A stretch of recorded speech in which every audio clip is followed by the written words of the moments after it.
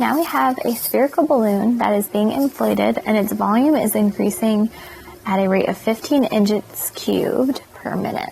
So volume is increasing, and we want to figure out what is the rate of change of its radius when its radius is 10 inches. So this equation is kind of tricky. This is probably one that you maybe don't remember. We want to figure out how the volume of a sphere is related to its radius. So a volume of a sphere is going to be 4/3 pi r cubed. And this is something that I wouldn't put on an exam without giving you the formula, because I'm not quizzing you on old geometry type formulas. I'm quizzing you on calculus. So this would be given, but in general, maybe when you don't remember, is volume equals 4/3 pi r cubed. You want to figure out how the volume relates to the radius, and this is how in a sphere. So now we have our equation. We're going to write out our variables. We have v for volume, and we have r for radius, and we're going to take the derivative of both of them with respect to time. So we'll get a dv dt and a dr dt.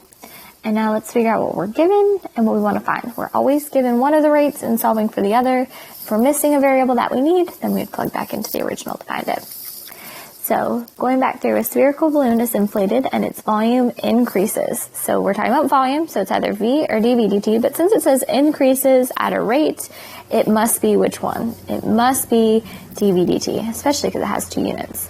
So dv dt is going to be 15 inches cubed per minute.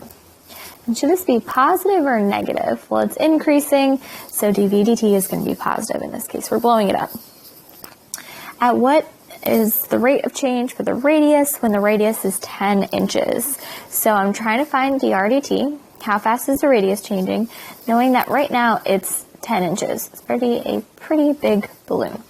So we have 10 inches, so that means dr dt, r is going to be measured in inches, and the time on this one is minutes. So I'm missing v. If I need it in order to plug in, I will plug into the original. I'll do 4/3 pi times r is 10 cubed.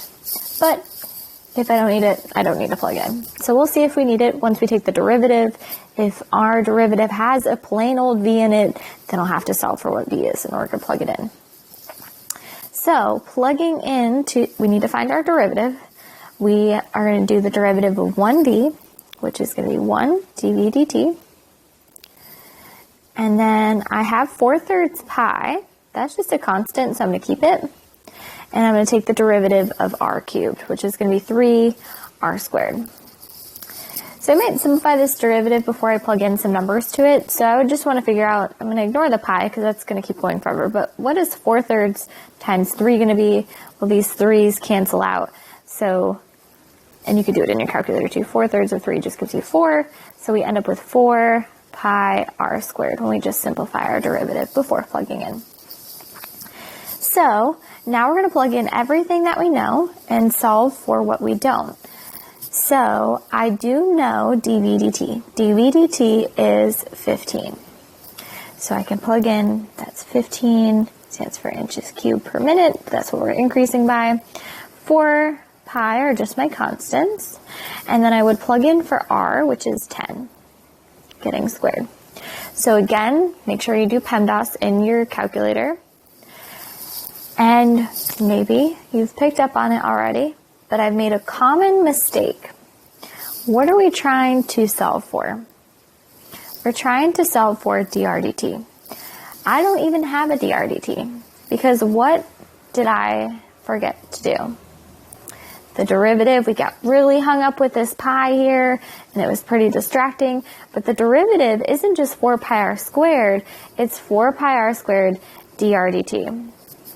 So I don't exactly know how far students get before they start to panic, but that's a pretty common mistake, especially with these pi ones. So just want to show you, if you ever get to the point where you're solving and you're like, what the heck is going on? All I have are numbers, I don't have anything to solve for. It's probably that you forgot this derivative of r with respect to time. But now we'll do PEMDAS. We're going to do 10 squared, which is 100, times 4 pi. So we're going to get 4 times 100 is going to be 400 pi. I'm going to bring this up over here. I get 15 equals 400 pi dr dt. We never multiply out that pi just because it'll give us a decimal and it keeps going forever. So we just did our PEMDAS, and now we need to get dr dt by itself.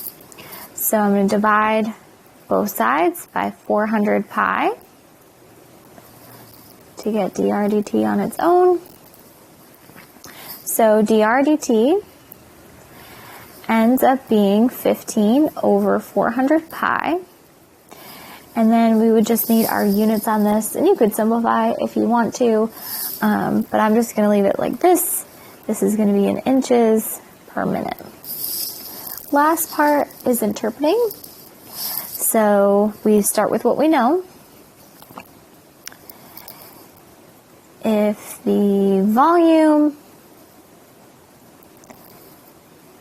of a spherical balloon increases by 15 inches cubed per minute, then the radius does what? So you start with the derivative you're given. The volume of a sphere is increasing by 15 inches cubed per minute, then the radius is increasing or decreasing. We had a positive answer, so we're going to say increasing by 15 over 400 pi inches per minute. You could definitely plug in and get a decimal just to get a feel of what that answer is.